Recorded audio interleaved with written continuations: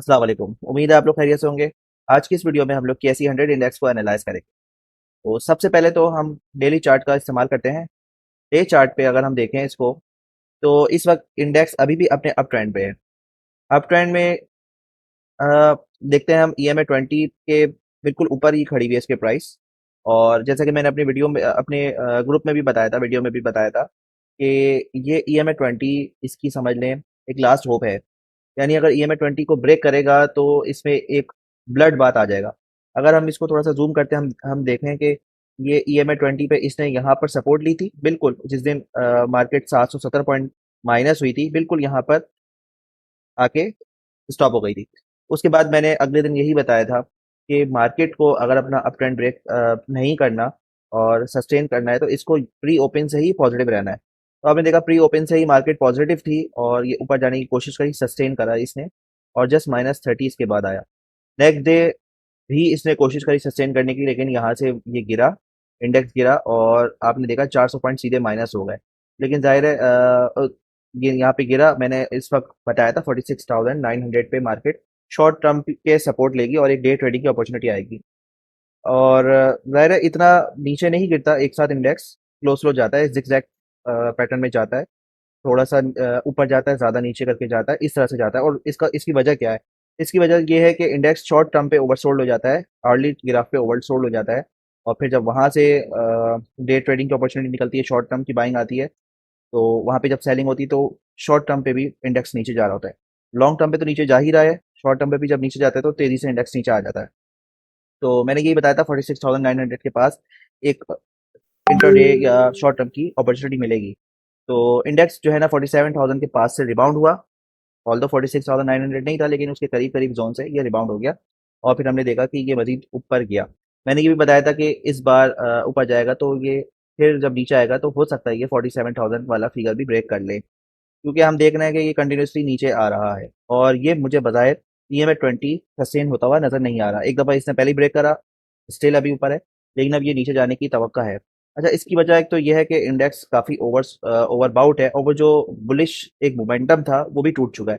Market इतनी ज़्यादा bullish थी कि अर्ली टाइम फ्रेम क्या 30 मिनट्स का चार्ट में भी आप देखें, 15 मिनट्स के चार्ट में भी वो परफेक्ट एक अप ट्रेंड में था।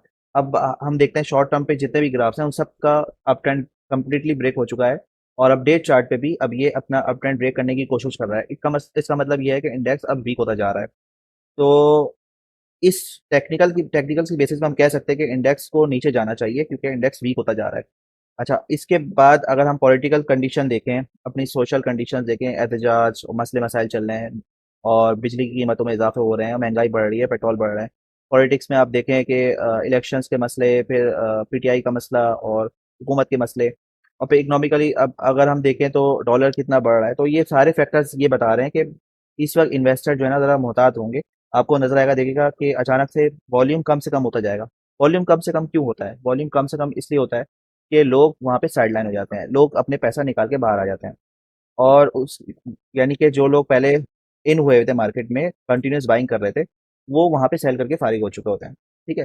हाँ, वो अलग बात है। देखें, आपने देखा होगा इंश्योरेंस ने मैसिव एग्रेसिव बाइंग करी है। तो हर सेक्टर का अपना अपना हिसाब होता है। हो सकता है ये जो है इंश्योरेंस, ये लॉन्ग टर्म व्यू देख रहा हो कि मैं आने वाले 5 सालों में मार्केट को कहाँ देखता हूँ, डिफरेंट डिफरेंट, तो उसको ये अभी इस वक्त बाइंग अपॉर्चुनिटी नजर आ रही होती है।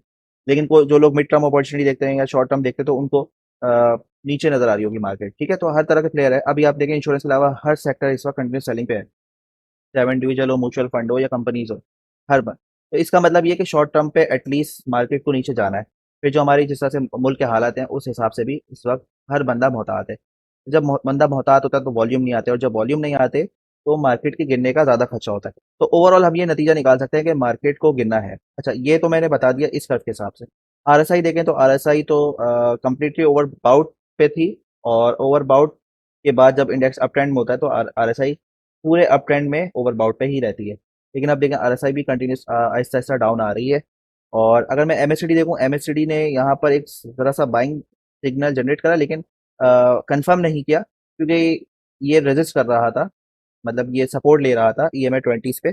इस वजह से ये एक सिग्नल, वीक सिग्नल जनरेट हुआ है।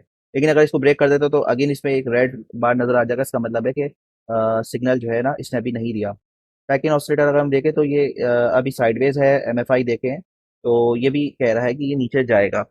अच्छा, अब लगता ये है कि मार्केट नीचे जाएगी शॉर्ट टर्म पे, हो सकता है दोबारा EMA 20 जो कि हमारा बनता है 47,500, 47,500 पे शायद थोड़ा सा फिर सपोर्ट लेने की कोशिश करे, मार्केट थोड़ा सा ऊपर जाए। लेकिन मुझे ज़्यादा ऊपर जाने की गुंजाइश नजर नहीं आ रही और उसके बाद मार्केट को नीचे गिरता हुआ मैं दिखाई दे रही है। ठीक है, अगर मैं ये देखूं कि मार्केट की सपोर्ट्स कहाँ कहाँ पर हैं, तो सबसे पहले तो मार्केट यहाँ पे आने की कोशिश करेगी जो कि 45,800 है। सही है, और यहाँ पे देखें मार्केट 45,800, ये मैंने आपको बताया थोड़ा सा mid term point of view से। ठीक है, और 46,900 मैंने जो बताया था वो मैंने शॉर्ट टर्म पे बताया था।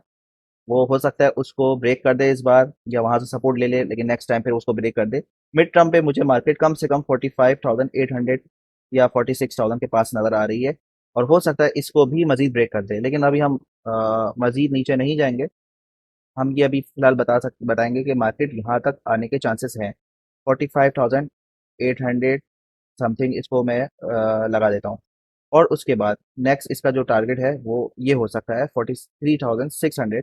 लेकिन ये अभी काफ़ी दूर है, तो अब हमें हमें इस पर अभी हम बात नहीं करेंगे।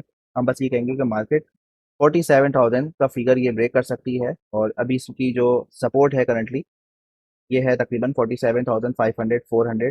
इसको तो ब्रेक करना है इसको, और उसके बाद जो नेक्स्ट जो आएगी तकरीबन 46,000 या 45,800 के पास यहाँ पर आएगी। तो ये मेरे मार्केट की एनालिसिस थी, उम्मीद है कि आप लोग को समझ में आई होगी।